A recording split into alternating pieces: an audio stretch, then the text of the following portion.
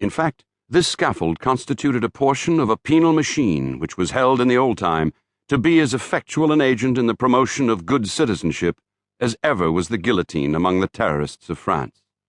It was, in short, the platform of the pillory.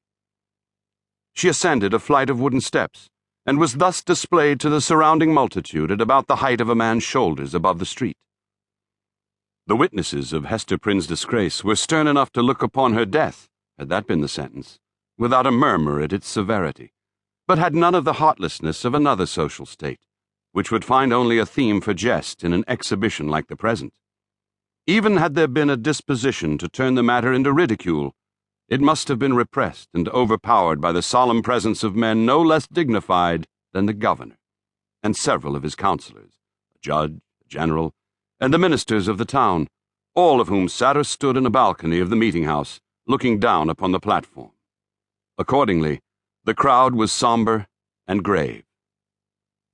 The unhappy culprit sustained herself as best a woman might, under the heavy weight of 1,000 unrelenting eyes, all fastened upon her, and concentrated at her bosom.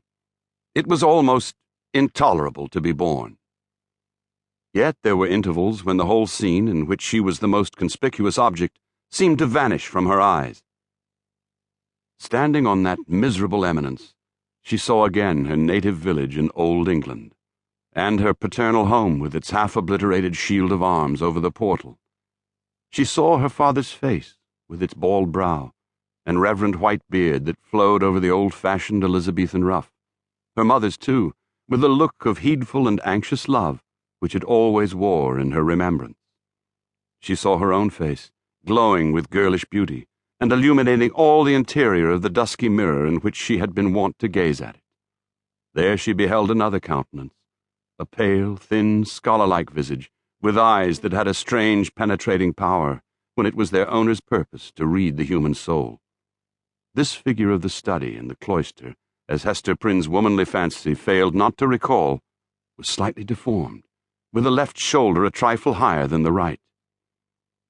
Next rose before her, in memory's picture gallery, the intricate and narrow thoroughfares, the huge cathedrals of a continental city where a new life had awaited her, still in connection with the misshapen scholar.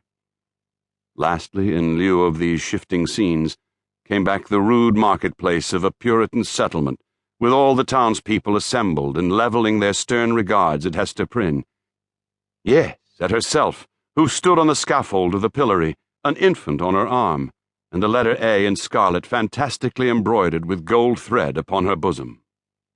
From this intense consciousness of being the object of severe and universal observation, the wearer of the Scarlet Letter was at length relieved by discerning on the outskirts of the crowd a figure which irresistibly took possession of her thoughts. An Indian in his native garb was standing there, but the red men were not so infrequent visitors of the English settlements that one of them would have attracted any notice from Hester Prynne at such a time. By the Indian's side, and evidently sustaining a companionship with him, stood a white man, clad in a strange array of civilized and savage costume. He was small in stature, with a furrowed visage.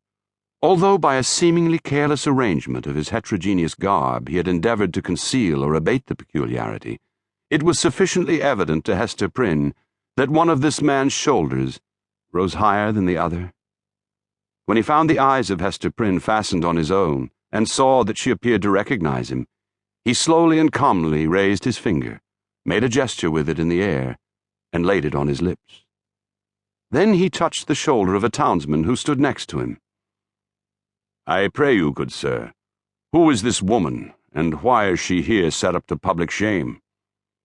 "You must be a stranger in this region, friend," answered the townsman, "else you would surely have heard of Mistress Hester Prynne and her evil doings.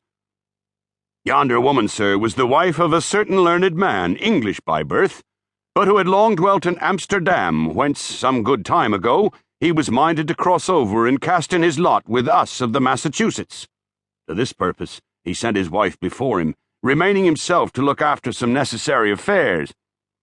In some 2 years or less that the woman has been a dweller here in Boston, no tidings have come of this learned gentleman, Master Prynne, his young wife being left to her own misguidance.